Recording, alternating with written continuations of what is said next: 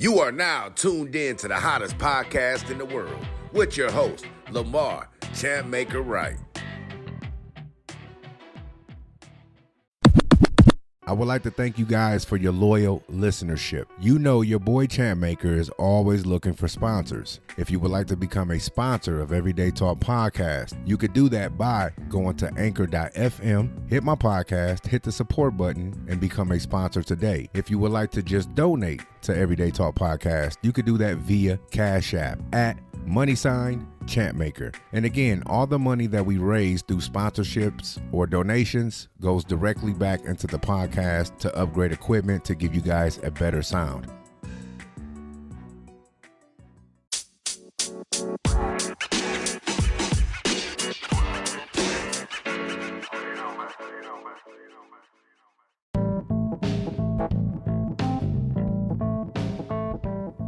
Welcome back to Everyday Talk Podcast. This is your host, Lamar Champmaker Wright. I appreciate all you guys for tuning in and listening. Today we have coming up next in a little bit, we have an interview with up-and-comer Malcolm Barnes. Malcolm Barnes is 3-0 with 2 knockouts, originally from Mississippi, but now fighting out of Marietta, Georgia.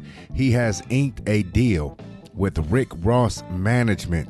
Not Rick Ross the rapper, the real Rick Ross, Freeway Rick Ross. He is in the boxing business, guys. He is signing a lot of talent, a lot of tremendous talent, and he is looking to break through that door, bringing you guys very talented, exciting fighters. And Rick Ross said, look, he's here to make the most money he can for his boxers, not just inside the ring, but outside of the ring. I hope it works out. We need more guys like Rick Ross with that mindset that he brings. He is a mastermind. We need that inside of boxing. We just got a lot coming up, man. Boxing has been, it's been weird not seeing boxing every Friday, every Saturday, and any other day that it's on. It's just been weird because we've been in this quarantine, and so, you know, but boxing still has news. There's a lot of different things shaking up inside of boxing, different business deals going down.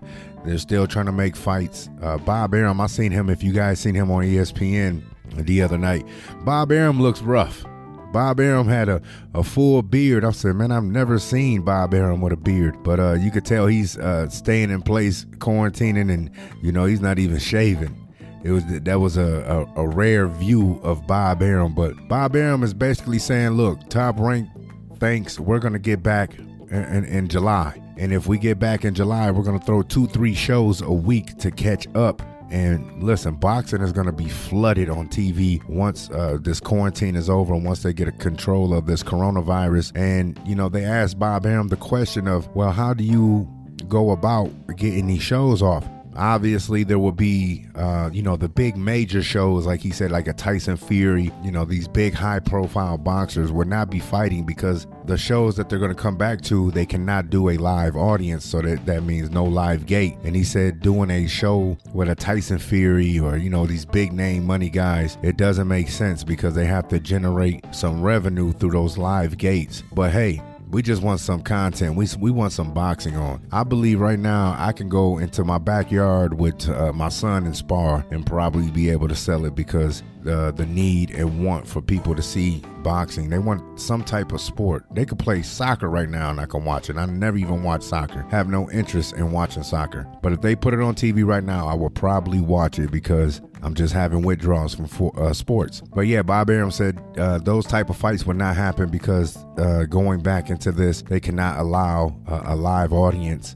So, but we'll get some many other great matchups like up and comers, you know, things that they can afford without that live gate. And then he also said that some fighters would have to be tested for the coronavirus, and coaches. I'm thinking that the coaches and everyone who's in attendance will probably have to wear some type of a mask while the bout is going on. So I don't know how the testing is going to be. It may be 14 days before the fight.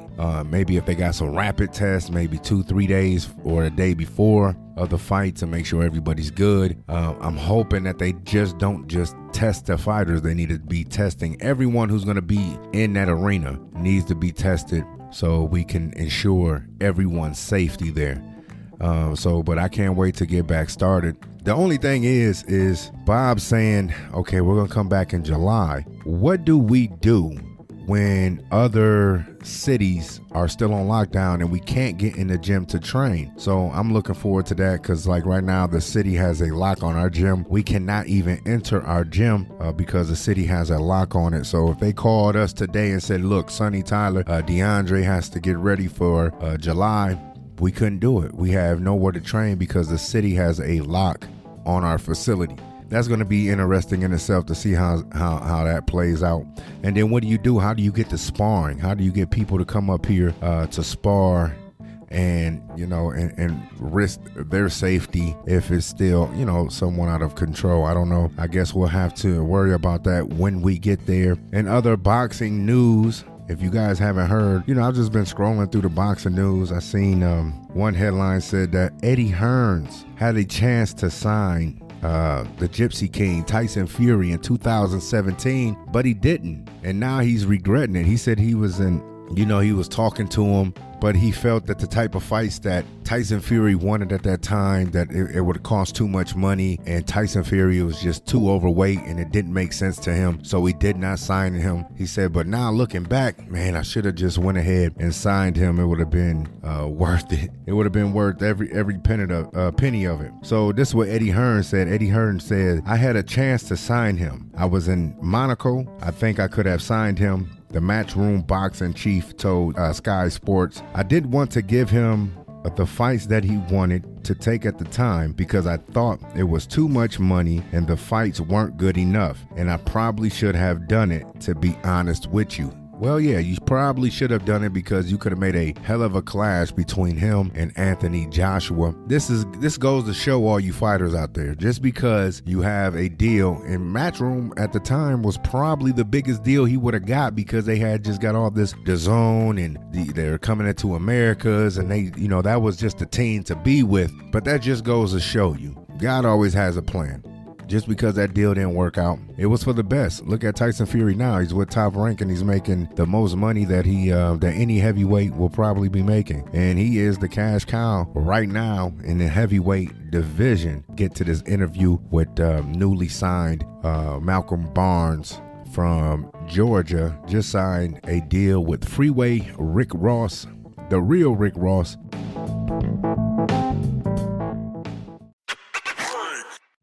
If you haven't heard about Anchor, it's the easiest way to make a podcast. Let me explain. It's free. There's creation tools that allow you to record and edit your podcast right from your phone or computer. Anchor will distribute your podcast for you so it can be heard on Spotify, Apple Podcasts, and many more. You can make money from your podcast with no minimum listenership. It's everything you need to make a podcast in one place. Download the free Anchor app or go to anchor.fm to get started.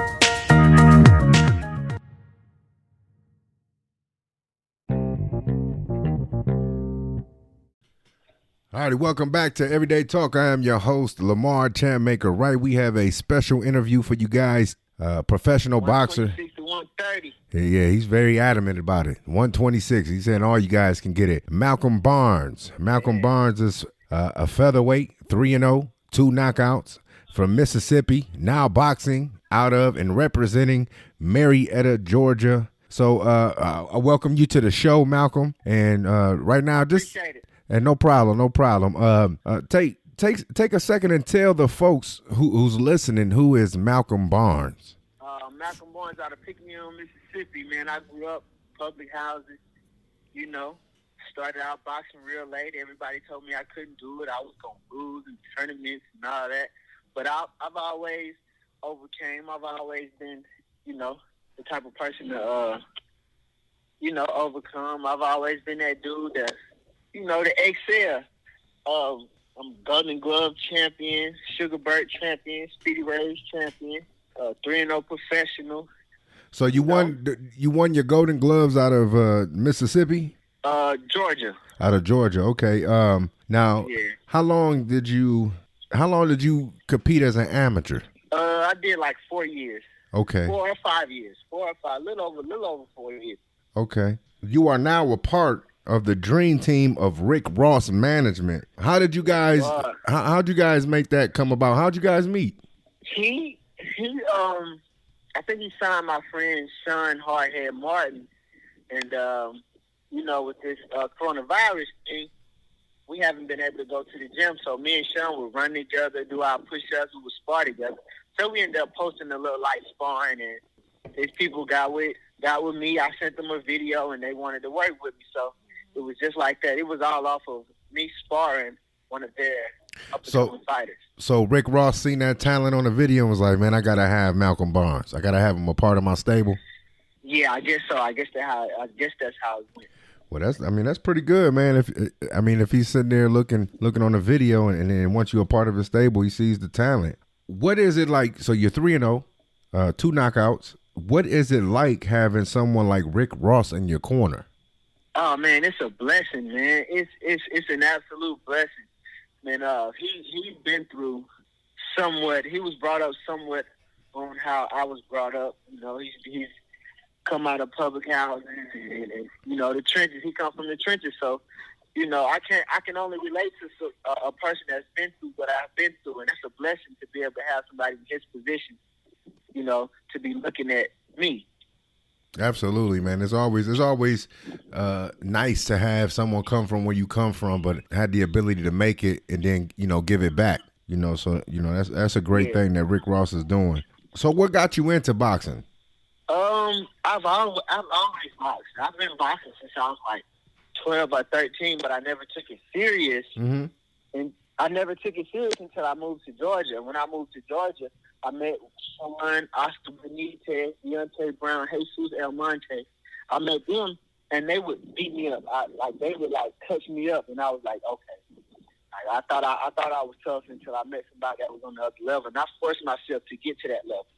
And then once I turned professional, I forced myself to surpass another level. So did you walk into the gym yourself, or did someone take you in there, or did you have like a uncle or a brother or a father who boxed that took you to the gym, or you just walked into that thing yourself? My stepdad, when I would get in trouble, he would make me box my big brother. He was only a year older than me, but he had me by like 6 pounds. He was a big swole dude. Okay. So whenever I would get in trouble, he would make me box him. And then he would make me box kids in the neighborhood, and I would run through them. It started to be easy for me. You started to like it, huh? It ain't no more. It ain't a punishment no more. Yeah, I started to like it, and whenever I seen boxing gloves or anybody boxing, I attracted to it. I moved towards it. Yeah, man, because I always tell people, man, it takes a certain type of person to like to get paid. To get punched in the mouth, you know what I'm saying? So it takes a special person to do that. It takes a special person to wake up every day knowing they about to go in the gym and get punched in the mouth. It take a special person. Yeah, it take a different type of person to be able to take pain like that. It's painful. Being a friend is painful. The mouth, getting hit in the mouth part is the easy part. It's the belly.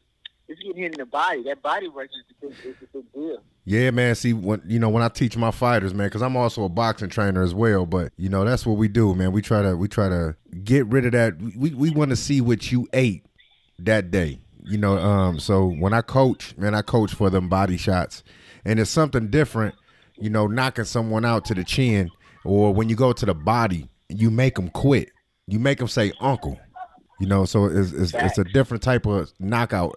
To me, a body knockout is way more special because you got to show some ability. You got to show you got to place your punches to that body to score that knockout. And to the chin, man. You could just throw at the chin, and if you're strong, you can get a knockout. But to be a good body puncher, you have to really develop it and place those shots.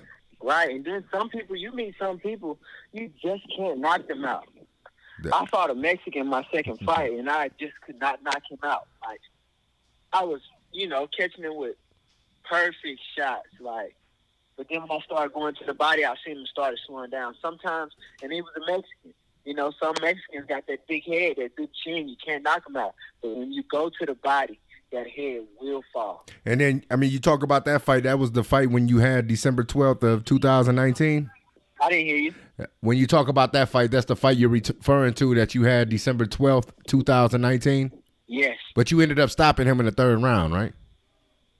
Yeah. Yeah, so you gotta go to that body. Yeah, those Mexicans, man, they possess a hell of a chin, and you cannot, when you fight a Mexican, you cannot neglect the body. You neglect the body, man, you're gonna have troubles later on in the fight. So I mean, that's good, man. I like the way you're talking. You sound like you're very IQ'd in the boxing game, man. You know what you need to do early. And see, when I talk to you young up and coming guys, man, I like to test your IQ in boxing, man. But it seems like you got that. You understand what you have to do. You got to get to the body. You know, you get to the body, man. You make the head fall. Yeah. So it comes right after. So you also have a rare thing going as well in boxing, because you have a son who is an amateur boxer. Yes. My son, his name is Jordan Bonner. Yeah, he's really. When I started boxing, he was 3 years old. When I started boxing, now, he's 9, and he's been really competing since he's been 8. So, like, he knows everything that I know. And kids pick up on stuff absolutely faster than adults. They adapt faster than adults. So, because he's growing up learning this, I was an adult learning it. He's growing up learning this. So, he's like, he picks up on boxing. Boxing is just like a second nature to him. Yeah, he's a real life athlete. Well, it's in his DNA, man. He's been boxing since he's been 3. So, anything that he does, he's better than everybody. And how many fights does he have now? Just 2. Just 2. Now, see, that has to be a hard thing. Sometimes you getting ready for a fight, your son's getting ready for a fight. How do you manage that? What's it like during training camp? You're getting ready for a fight, and then your son's getting ready for a fight, because that's your son. You ain't neglecting his training. You worried about his training. So how's that go down? He does just about everything I do except for run. He don't run with me. I run about 6-7 miles. I'm not gonna push him like that. So, when I'm doing sprints, he's doing sprints. I know he's ready. You know what I'm saying? Weight is never an issue. Long distance is for really weight management. So, I really it's never a problem with him with weight. So I really put him through sprints. So I know that he's trained. He's done everything to beat his next opponent, because he's training like a pro. I'm professional now. So he's training like a professional. He's ready. Most amateurs, not putting that type of work in, that professional work. So he's sparring, he's training, he's hitting the mitts, he's on the ropes, he's doing the sprint. He's doing everything. So most of the time I'm not really worried about him, because he pushes me to put him in situations. Dad, I want to spar him. I know he's bigger than me, but it's going to make me better. That's the type of stuff that he said. So I know that he's always ready. Talking like a champion already, man. So, that's a good thing, man. That's a great thing that you can share a bond with your son like that. Not only spending time with him, but giving him you're giving him boxing. You're giving him an art that he can pass down generation to generation, man. So, to me, that's a beautiful thing. Now, yeah. I see that you're like 5'9". 5'9" as a featherweight, man. That's fairly tall. What is your style? Are you that slickster? Yeah. Are you or are you coming to get guys? How does Malcolm Barnes take his opponents out? It all depends. Like it all depends how you I adjust. I adjust a lot. So when I was fighting the Mexican in my second fight, he was the type that he was a pressure fighter. Yeah, I had to get slick. I had to turn on him when he came in. I had to turn on angles and catch him to the body. So I slowed him down to the body, so he started moving backwards, and then I had to go get him. You know what I'm saying? So it all depends on how a person fights. So I train Tyler McQuarrie. I don't know if you know him. He's rated in the world. I know Tyler. Yeah, okay. Well, I don't know Tyler, but I've seen Tyler. My homeboy Deontay Brown, one of my best friends, sparred Tyler a lot. Sparred Tyler a couple times. Okay. So I train him, and he's a tall featherweight. Do you know Terry Moss? Terry who? Terry Moss out of Georgia. I don't, man. I don't know too many guys out of Georgia. I haven't. The only time we went down there is I believe when they used to have the Sugar Burt down there when when Tyler and my other guys were kids. Mm-hmm. Well, Terry, that's a woman. She's like an Olympic trainer. Oh, okay. She has Deontay Brown, and she brought Deontay down there where y'all are at. to spar with him. I seen a couple videos. Yeah, Tyler's real tough. Yeah, no, I mean, it could have happened, man. We got so many people in and out the gym, and yeah. So I just know how much advantage he has at being 5'9", because you in a division where these dudes are like 5'4", 5'5".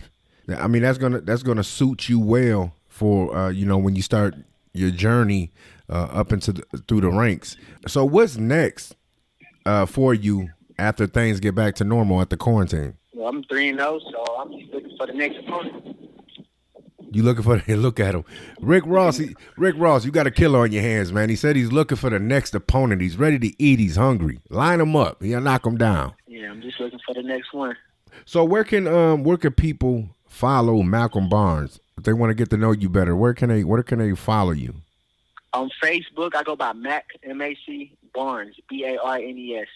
On Instagram, it's Mac Barnes99. You'll be able to tell I'm going to be the only one with the boxing profile picture. Mac Barnes99, the number 99. Where 99 come from? It's just a number. You know how everybody has already been and took your name. So. Oh, okay. Mac Barnes99. So make sure you guys go out there, follow him, Mac Barnes99 on Facebook and Instagram. Mac Barnes99 on Instagram. Right. Mac Barnes on Facebook. Mac Barnes on Facebook, Mac Barnes99 on Instagram. This is, he is a part of Rick Ross's new stable, man, the Dream Team. Rick Ross, the real Rick Ross, Freeway Rick Ross, is in the boxing business. Look, Malcolm, he said he's taking it over, man. He's going to make y'all so much money, y'all don't know what to do with it. But he's doing it in a different way, man. He's trying to get y'all money from different angles, different sponsors, different avenues, just to generate different revenue other than just being inside that ring to make your living. So I think you got a great person in your corner that's on your team, and with him you'll have a whole team of people working to push your career to new heights and new levels, man. I appreciate you taking the time out of your day doing this interview with me, and I appreciate you. Make sure you tell all your people to go check it out at Everyday Talk Podcast. With the Champ Maker. Hey, I wish you nothing but the best in your career, man, and make sure you keep that mentality. I like your mentality. Make sure you keep your son, keep pushing him, keep doing what he does, man, and nothing but the best in the future for you. Thank you, man. I appreciate you. I appreciate you.